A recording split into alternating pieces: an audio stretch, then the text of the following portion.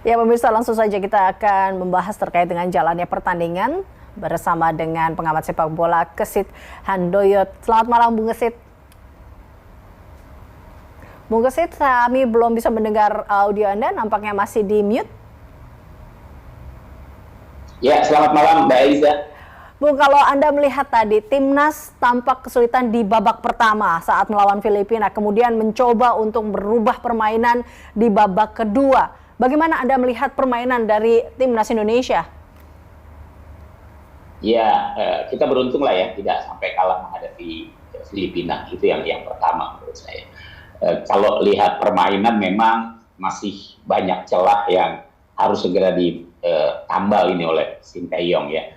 Lini pertahanan kita masih begitu rapuh, ya, masih begitu mudah ditembus, masih terlihat miskomunikasi di antara para pemain, kemudian juga hal-hal lainnya seperti sering kalah bola, ya, sering kehilangan bola. Ini masih menjadi PR yang menurut saya memang harus segera diperbaiki oleh Sinteyong jika kita ingin bisa bersaing lebih jauh lagi ya di persaingan grup F ini, karena 1 poin yang sudah diraih setidaknya ini cukup untuk Indonesia mempertahankan atau memelihara peluangnya untuk bisa terus bersaing di grup ini, Mbak. Nah, ini artinya, Bung, kalau Anda lihat Indonesia kan kalau di sini masih jadi juru kunci di grup F lah, di bawah Irak, Vietnam dan Filipina. Tapi kalau kita lihat peluang ke depannya bagi skuad Garuda seberapa besar sebenarnya?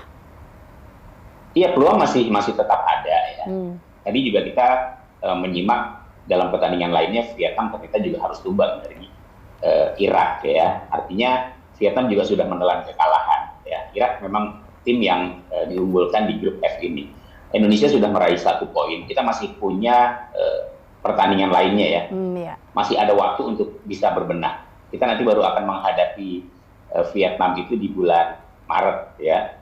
Kita punya 2 pertandingan, kemudian nanti 2 pertandingan lagi di bulan Juni menghadapi Irak dan Filipina. Artinya apa? Bahwa kalau kita bisa berbenah, setidaknya kita berupaya untuk bisa merebut posisi runner up. Ini masih sangat terbuka ya, masih sangat terbuka. Namun dengan catatan yaitu tadi harus ada pembenahan yang betul-betul signifikan kalau kita ingin terus bersaing di grup F. Baik, masih ada peluang dan juga sebenarnya kita masih bisa berbenah menuju 2 laga lagi tadi ya sebenarnya Bung. Tapi kalau kita lihat juga yang menjadi sorotan kiper timnas Hernando Ari ini kan memang menjadi sorotan dan meraih apresiasi. Kita lihat usai aksinya beberapa kali berhasil untuk menyelamatkan gawang Garuda. Menurut Anda seperti apa terkait dengan aksi ini? Ya, Hernando Ari tampil begitu menawan ya. Dia menjadi palang pintu terakhir bagi timnas Indonesia yang beberapa kali tadi menyelamatkan gawangnya dari ancaman kebobolan Filipina. Kita juga beruntung nih, karena Filipina ternyata tidak memiliki striker yang tangguh ya, striker yang tajam. Padahal kalau kita lihat peluang-peluang yang dimiliki oleh Filipina itu jauh lebih banyak dibandingkan dengan Indonesia ya. Beruntung karena mereka tidak memiliki striker yang tajam. Kita juga boleh berbangga hati karena Hernando Ari tampil begitu prima sehingga mampu untuk memberikan penyelamatan yang gemilang di depan gawang Indonesia. Ini yang menurut saya patut diapresiasi dari Hernando Ari ya. Pemilihan Hernando Ari untuk menjadi kiper utama di pertandingan menghadapi Filipina ini menurut saya sudah sangat pas ya. Sebelumnya kan dia hanya duduk di bangku cadangan ketika menghadapi Irak di pertandingan pertama. Baik, Bung, terakhir kalau kita lihat kita masih ada 2 pertandingan lagi dan ini menjadi ibaratnya peluang besar kita untuk melaju ke depan. Tapi tadi Anda katakan di awal ini ada catatan dan harus ada yang dievaluasi dalam setiap pertandingan. Menurut Anda apa yang harus dievaluasi dan apa yang perlu ditingkatkan, apa yang perlu dipertahankan dari permainan timnas ke depannya? Iya, 2 pertandingan di bulan Maret ya, kita akan menghadapi Vietnam. Kemudian nanti Juni ada 2 pertandingan lagi, kita menghadapi Irak dan menghadapi Filipina. Menurut saya yang paling krusial pada saat ini memang bagaimana kemudian lini pertahanan Indonesia ini harus betul-betul diperhatikan ya. Konsentrasi, kemudian juga kerjasama di lini pertahanan ini harus betul-betul baik ya. Pemain-pemain yang dipercaya untuk bisa tampil di skuad utama dari tim Sinteyong ini harus betul-betul memperlihatkan kinerjanya yang baik ya.